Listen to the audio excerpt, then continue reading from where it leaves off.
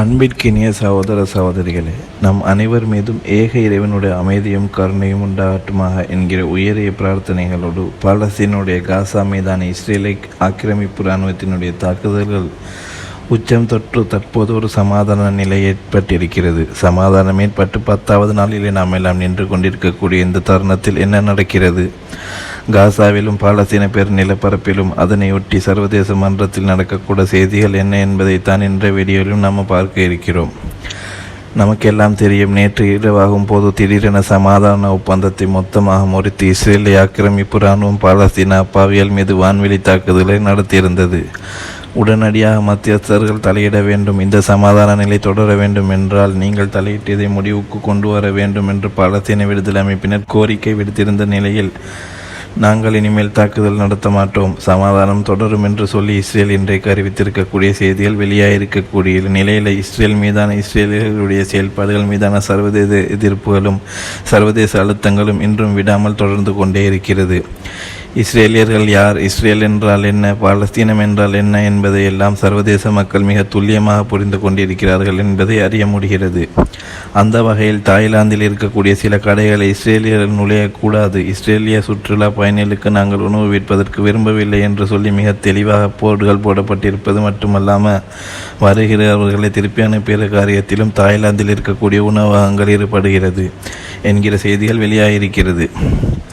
தாய்லாந்தில் இருக்கக்கூடிய கடை உரிமையாளர்கள் பாலஸ்தீனம் மீது இஸ்ரேல் செய்த அநியாயத்தை கவனத்தில் கொண்டு இப்படியானவர்களுக்கு நாங்கள் அடைக்கலம் கொடுக்க முடியாது என்று சொல்லி வெளிப்படையாகவே சொல்லியிருக்கக்கூடிய செய்திகளை இன்றைக்கு அல் ஜசீரா வெளியிட்டிருப்பது மட்டுமல்லாமல் இஸ்ரேலுடைய எதிர்க்கட்சி தலைவர் லாஃபித் வெளியிட்டிருக்கக்கூடிய செய்திகளை என்ன சொல்றாருன்னா, இஸ்ரேல் சர்வதேச மட்டத்தில் தனிமைப்படுத்தப்பட்டிருக்கிறது, நமது நாட்டை எல்லோருமே தனிமைப்படுத்தி கொண்டிருக்கிறார்கள் என்று பேசக்கூடியவர் சர்வதேச அளவிலே சர்வதேச நிறுவனங்கள் பங்கேற்கிற பல மாநாடுகளுக்கு நம்முடைய நாட்டுடைய நிறுவனங்கள் தடை விதிக்கப்பட்டிருக்கிறது.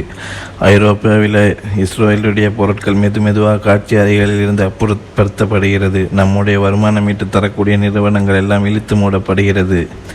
இதுவெல்லாம் இஸ்ரேலுக்கு மிகப்பெரிய பின்னடைவு என்று சொல்லி இஸ்ரேலுடைய எதிர்க்கட்சி தலைவர் லாஃபித் தெரிவித்திருக்கக்கூடிய கருத்துகளுக்கு இன்றைக்கு வெளியாகியிருக்கிற அதே நேரம் இஸ்ரேலிய பிரதமர் பெஞ்சமின் நெத்தன்யாகு நேற்று இரவு போர் நிறுத்தத்தை மீறி நடத்திய தாக்குதல் தொடர்பாக வெளியிட்டிருக்கக்கூடிய செய்திகளில் 2 இஸ்ரேலுடைய சோல்ஜர்களை பாலஸ்தீன விடுதலை அமைப்பில் கொண்டிருந்தார்கள். அதற்கு பாரமாக பழித்திருப்பதற்காக நாங்கள் 150 டன் வெடிமருந்துகளை காசாவில் வீசி பதிலடி கொடுத்திருக்கிறோம் என்று சொல்லியிருக்கிறார். இந்த 10 நாட்களுக்குள்ளாக காசாவுக்குள்ள இஸ்ரேலுடைய இந்த யுத்த நிறுத்த மீறல் காரணமாக தாக்குதல்கள் 80 அப்பாவிகள் கொல்லப்பட்டிருக்கிறார்கள், ஷஹீதாக இருக்கிறார்கள், 230க்கும் மேற்பட்டவர்கள் படுகாயங்களுக்குள்ளாக இருக்கிறார்கள் என்கிற செய்திகளும் வெளியாக இருக்கக்கூடிய நேரத்தில் தான் 2 சோல்ஜர்களை பாலஸ்தீன விடுதலை அமைப்பு கொன்றாங்க. அதனால தான் நாங்கள் பதில் தீர்ப்பதற்காக 150 டன் வெடிமருந்துகளை காசாவில் போட்டோம் என்று பெஞ்சமின் நெத்தன்யாகு நேற்று சொல்லுகிறார். இன்றைக்கு வெளியாக இருக்கக்கூடிய தகவல்கள் பிரகாரம் பாலஸ்தீன விடுதலை அமைப்பினர் எந்த இஸ்ரேலிய சோல்ஜரையும் நேற்றைய நாளில் கொல்லவில்லை. அந்த 2 பேர் கொல்லப்பட்டது இஸ்ரேலுடைய டேங்குகள், மெர்காவா டேங்குகளுடைய ஃப்ரெண்ட்ஷிப் அட்டாக் மூலமாகத்தான். பாலஸ்தீன விடுதலை அமைப்பினர் என்று நினைத்து கொண்டு தூரத்தில் இருந்து தங்களுடைய இஸ்ரேலுடைய இராணுவத்தை சேர்ந்தவர்கள் மீதே அவர்கள் தாக்குதல் நடத்தி இருக்கிறார்கள்.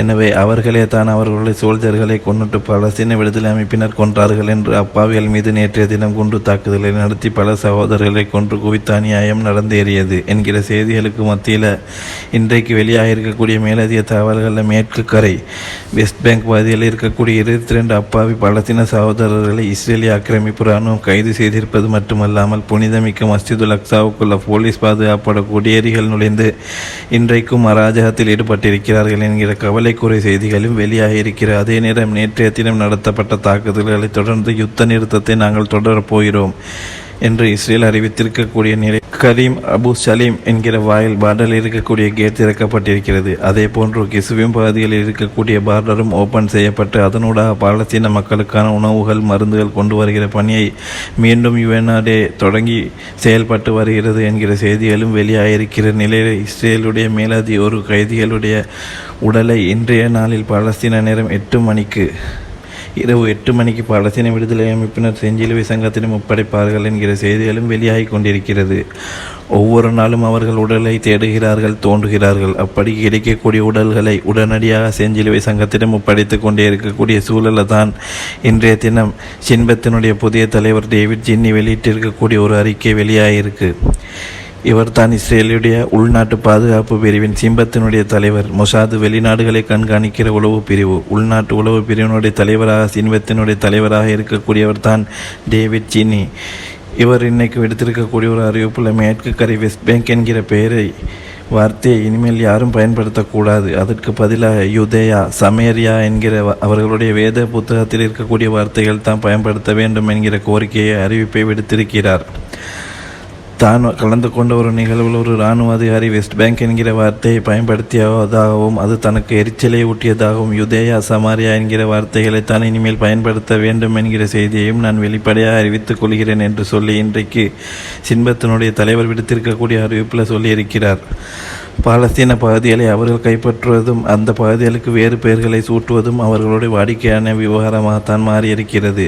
அந்த அடிப்படையில் தான் வெஸ்ட் பேங்க் மேற்கு கரையை முழுவதும் இஸ்ரேலுக்குரியது என்று ஆக்குவதற்கான திட்டத்தின் முதல் படியாக இதை அவர் பேசியிருப்பதை நம்ம அவதானிக்க முடிகிறது. அதே நேரத்தில் சமாதான நடவடிக்கைகளை முன் கொண்டு செல்வதற்காக அமெரிக்காவினுடைய மத்திய கிழக்குக்கான தூதர் ஸ்டீவ் விட்காஃப் அதே போன்று டேவிட் குஷ்னர் உள்ளிட்டவர்கள் தற்போது இஸ்ரேலுக்கு வருகை தந்திருக்கிறார்கள். இஸ்ரேலுக்கு வருகை தந்த பெஞ்சமின் நெத்தன்யாவோடு பேச்சுவார்த்தைகளை தொடர்ந்து கொண்டிருக்கக்கூடிய நிலையில் இன்றைக்கு விட்காஃப் வெளியிட்டிருக்கக்கூடிய ஒரு அறிக்கையில் 2 விவகாரங்களை சொல்லியிருக்காரு. கத்தாரிடத்தில் இஸ்ரேல் மன்னிப்பு கேட்டிருக்காவிட்டால் இந்த சமாதானம் சாத்தியப்பட்டிருக்காது. நாங்கள் தான் கத்தாரிடத்தில் நீங்கள் மன்னிப்பு கேட்டே ஆகணுங்கிற வலியுறுத்தினோம். அந்த அடிப்படையில் பெஞ்சமின் நெத்தன்யாவு கத்தாருடைய அதிபருக்கு நேரடியாக தொடர்பு கொண்டு மன்னிப்பு கேட்டிருந்தார். இந்த மன்னிப்பு கேட்ட நிகழ்வால் தான் சமாதானம் சாத்தியமானது என்று சொல்லக்கூடிய ஸ்டீவ் விட்காஃப் அவங்க மேலதிகமாக என்ன சொல்லியிருக்கார் என்று கேட்டால், சமாதான பேச்சுவார்த்தைகள் நாங்கள் கைரோவில் பங்கெடுத்த அந்த நேரத்தில் பாலஸ்தீன விடுதலை அமைப்பினர் அரசியல் துறை பொறுப்பாளர் தலைவர் கலீல் ஹையா அவர்கள் கலந்து கொண்டிருந்தார்கள். கலீல் ஹையா அவர்கள் அவருடைய சகாக்களும் இலக்கு வைத்துத்தான் கத்தாரில் இஸ்ரேல் தாக்குதல் நடத்தியிருந்தது. அந்த நேரத்தில் நான் கலீல் ஹையா அவர்களை சந்தித்து அவருடைய மகன் இருந்ததற்கு ஆறுதல் சொன்னேன். அந்த தாக்குதல் நடந்திருக்கக்கூடாது என்று அவரிடத்தில் பேசினேன் என்கிற செய்திகளை ஸ்டீவ் விட்காஃப் வெளியிட்டிருக்கக்கூடிய அறிவிப்பில் நம்ம பார்க்க முடியும். அமெரிக்காவினுடைய ஒரு ராஜதந்திரி, அமெரிக்காவினுடைய ஒரு முக்கியமான பர்சன் முதல் தடவையாக பாலஸ்தீன விடுதலை அமைப்பினுடைய தலைவர்களிடத்தில் நாங்கள் செய்த ஒரு காரியத்தை மேற்கோள் காட்டி நடந்த பிழைக்கு ஆறுதல் சொல்லியிருக்கிறார் என்கிற செய்தி இதுதான் வரலாற்றில் முதல் தடவையாக பதியப்பட்டிருக்கிறது என்பதை நம்ம புரிந்து கொள்ள வேண்டியதாக இருக்கிறது. இது அமெரிக்காவினுடைய அஃபிஷியலான ஒரு செய்தியா இல்லையா என்பது வெளிப்படையாக தெரியாவிட்டாலும் ஒரு விதத்தில் ஸ்டீவ் விட்காஃப் போன்றவர்களுக்கு ஒரு சின்ன மனசாட்சியாவது இருக்கிறது என்பதை புரிந்து கொள்ள முடிகிறது. கலீல் ஹையாவினுடைய மகனுடைய மரணத்திற்கு ஆறுதல் சொன்னதாக சொல்லுகிறார். அதே நேரத்தில் காசாவில் 77,000க்கும் மேற்பட்ட அப்பாவிகள் கொன்று குவிக்கப்பட்டார்கள். இதற்கெல்லாம் யாரிடத்தில் போய் ஆறுதல் சொல்ல போகிறார்கள் என்ற கேள்விகளும் எழாமல் இல்லை என்கிற நிலையில் இன்றைக்கு ஈரான் 2 விதமான அறிவிப்புகளை வெளியிட்டிருக்கிறது. ஈரானுடைய ஆன்மீக தலைவர் அயத்துல்லா அலி காமெனி ஒரு அறிவிப்பை விடுத்திருக்கிறார். அதே நேரத்தில் ஈரானுடைய வெளியுறவு அமைச்சர் ஃபாரின் மினிஸ்ட்ரி ஒரு அறிவிப்பை விடுத்திருக்கிறாங்க. ஃபாரின் மினிஸ்ட்ரி இடத்தில் பாலஸ்தீன் விடுதலை அமைப்பினர் ஆயுதத்தை கீழே வைக்கிறதுக்கு முடிவெடுத்தால் என்ன செய்வீங்க என்ற ஒரு கேள்வி எழுப்பப்பட்டிருந்தது. அது தொடர்பாக ஈரான் விடுத்திருக்கக்கூடிய பதில் என்ன சொல்லியிருக்காங்கன்னா, பாலஸ்தீனத்துக்குள் ஆயுதம் ஏந்தி தங்களுடைய நாட்டுக்காக போராடுவதா இல்லையா, ஆயுதத்தை கொடுக்கிறதா இல்லையா, எப்படி நாட்டை ஆட்சி செய்வது அல்லது எப்படி இருப்பது என்பதெல்லாம் பாலஸ்தீன மக்களும் பாலஸ்தீன விடுதலை அமைப்பினரும் எடுக்கக்கூடிய முடிவுகள். எனவே அதில் நாங்கள் தலையிடுறதுக்கு ஒன்றுமே கிடையாது. அவர்கள் ஆயுதத்தை வைக்க விரும்பினால் ஆயுதத்தை வைத்துவிட்டு அவர்கள் அடுத்த கட்டம் நகர முடியும். இல்லை நாங்கள் போராட போகிறோம்னா அதையும் அவர்கள் தான் தீர்மானிக்க வேண்டும். அது அவர்களுடைய விவகாரம் என்பதை தெளிவாக இன்றைக்கு சொல்லியிருக்கக்கூடிய நிலையை நம்ம பார்க்க முடியுது. அதே நேரத்தில் அயத்துல்லா அலி காமெனி வெளியிட்டிருக்கக்கூடிய ஒரு அறிவிப்பு, அது ஒரு கிண்டலான ஒரு பேச்சும் கூட. அவர் என்ன சொல்கிறாருன்னா, இன்றைக்கு அவருடைய சகாக்களுக்கு மத்தியில் உரையாற்றி இருக்கக்கூடிய நேரத்தில் கடந்த ஜூன் மாதம் இஸ்ரேலுக்கும் ஈரானுக்கும் இடையில் யுத்தம் நடைபெற்ற போது அமெரிக்கா ஈரானுடைய அணு நிலையங்கள் மீது தாக்குதல் நடத்தியதாக அறிவித்திருந்தது. அதை சுட்டி காட்டும் போது என்ன சொல்கிறார் என்று கேட்டால், அமெரிக்க ஜனாதிபதி ரொம்ப அதிகமாக ஏமாந்துக்கிட்டு இருக்கார், ஏமாற்றப்பட்டுக்கிட்டு இருக்கார். எங்களுடைய அணு நிலையங்கள் அளித்ததாக அவர்கள் மீண்டும் மீண்டும் சொல்லி கொண்டிருக்கிறார்கள். நாங்கள் அணுசக்தியை வைத்து கொண்டிருக்க வேண்டுமா அல்லது வைத்து கொண்டிருக்க கூடாதா என்பதை தீர்மானிப்பது நாங்கள் தானே தவிர நீங்கள் அல்ல. ஆனால் உங்களை ரொம்ப அழகாக ஏமாற்றிக்கிட்டு இருக்காங்க. எங்களை அணுசக்தி நிலையங்களை எல்லாத்தையும் அழிச்சிட்டதாக அந்த மாயையில் நீங்கள் வாழ்ந்து விட்டு போங்க அப்படின்னு சொல்லி அமெரிக்க அதிபருக்கு அயத்துல்லா அலி காமெனி சொல்லியிருக்கிறது மட்டுமில்லாமல் எங்களுடைய முடிவுகளில் யாரையும் தலையிட விட மாட்டோம் என்று சொல்லியிருக்கிறார். ஏன்னா இந்த ஜூன் மாதம் நடைபெற்ற இஸ்ரேல் ஈரான் 12 நாள் வாரில் ஈரானோடு தாக்குப்பிடிக்க முடியாத தவிடிப்பிடியாகி போயிருந்தது இஸ்ரேலுடைய நிலைகளும் இஸ்ரேலுடைய இராணுவம் என்கிற நிலையை நிலத்தடியில் இருந்த ஃபோட்டோ அணுமின் நிலையம் இதைத்தான் அழிக்கிறதுக்கு அமெரிக்கா குண்டுகளை பயன்படுத்தியது. ஆனால் உலகத்தில் இருக்கக்கூடிய அமெரிக்காவிடம் இருக்கக்கூடிய உச்சக்கட்ட குண்டு கூட 60 அடிக்கு மேலே போகாது என்கிற நிலையில் இந்த ஃபோட்டோ அணுமின் நிலையம் 80 அடி ஆழத்தில் இருக்கக்கூடியது என்கிறதுனாலையும் அதற்குள் குண்டு தாக்குதலுக்கு முன்பாக ஈரான் செறிவூட்டப்பட்ட யுரேனியத்தை வேறு இடங்களுக்கு கைமாற்றி விட்டது என்கிற செய்திகள் எல்லாம் நடந்து முடிஞ்சதை நம்ம பார்த்திருக்கிறோம். அதை மீண்டும் நினைவூட்டி இருக்கிறார் அயத்துல்லா அலி காமேனி. அதே போன்று இஸ்ஃபான், நடான்ஸில் இருந்த 2 அணு நிலையங்கள் மீதும் தாக்குதல்கள் நடத்தப்பட்டிருந்தது. இந்த மூன்றிலும் எந்த விதமான அமெரிக்கா எதிர்பார்த்த நிகழ்வுகள் நடக்கவில்லை என்று மிக தெளிவாக சொல்லி இருக்கிறார் அயத்துல்லா அலி காமேனி. கடந்த வாரம் இஸ்ரேலுடைய பாராளுமன்ற நிசட்டில் உரையாற்றும் போது கூட அமெரிக்க அதிபர் டொனால்ட் ட்ரம்ப் என்ன சொன்னார்னா, நாங்கள் 14 குண்டுகளை இஸ்ரேலுடைய அணு நிலையங்கள் மேலே போட்டிருக்கிறோம். நான் ஆரம்பத்திலே இருந்து சொல்லி வர்ற மாதிரி அணு நிலையங்கள் முற்றிலுமாக அளிக்கப்பட்டிருக்கிறது என்கிற செய்திகளில் அமெரிக்க அதிபர் டொனால்ட் ட்ரம்ப் சொல்லியிருக்கிறார். அது உறுதிப்படுத்தப்பட்டது என்று வேறு சொல்லியிருந்தார். இதில் உள்ள பியூட்டி என்னென்னு கேட்டால், உண்மையிலே ஈரானுக்கு நடத்தப்பட்ட இந்த தாக்குதல் அணு நிலையங்களுக்கு என்ன நடந்தது என்பதை 2 சாரார் தான் சொல்ல முடியும். ஒன்று ஈரானே சொல்ல வேண்டும், ஆமாம் அழிஞ்சது உண்மைதான் என்று சொல்லணும். ஆனால் அவங்க இல்லை, அப்படி ஒன்றும் கிடையாது, நாங்கள் சேஃப்கார்ட் பண்ணிட்டோம்னு தெளிவாக சொல்கிறாங்க. அல்லது யார் சொல்லணும்னா சர்வதேச அணுசக்தி தடுப்பு முகாமை சொல்ல வேண்டும். ஆனால் அவங்களுக்குள்ளே போகிறதுக்கு ஈரான் அனுமதி மறுத்துட்டாங்க. அவங்க போகவும் முடியாது, செக் பண்ணவும் முடியாது என்கிற நிலையில் அமெரிக்க அதிபர் உறுதிப்படுத்தப்பட்டது என்று சொல்லுகிறது. செய்திகள் பொய்யானது என்பது மிக தெளிவாக தெரியக்கூடிய நிலையில் இஸ்ரேலுடைய அதிகாரிகள் வெளியிடக்கூடிய ஒரு செய்தி இஸ்ரேலிய ஹயோம் இன்றைக்கு வெளியிட்டிருக்கிறது. வாஷிங்டனுடைய அமெரிக்காவினுடைய வேண்டுகோள பேரில் காசாவுக்குள்ள நாங்கள் மீண்டும் உணவுகளை அனுப்ப தயாராக இருக்கிறோம். எங்களுக்கு அமெரிக்காவை மீறி எதையுமே பண்ண முடியலை. ஆனால் இதில் நாங்கள் திருப்திப்படவில்லை. காசாவுக்குள் உணவு, தண்ணீர், மருந்து கொடுப்பதற்கு நாங்கள் விரும்பவே இல்லை. ஆனாலும் அமெரிக்கா சொல்கிறதுனால இதெல்லாம் செஞ்சுக்கிட்டு இருக்கோம். காசா தொடர்பான எந்த முடிவுகளையும் எங்களால் சுயமாக எடுக்க முடியலை.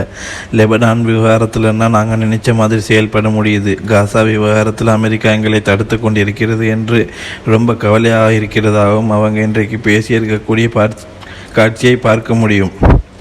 மனிதநேயம் மருந்துக்கும் இல்லாத கூட்டம் என்பது தெளிவாக தெரிகிறது.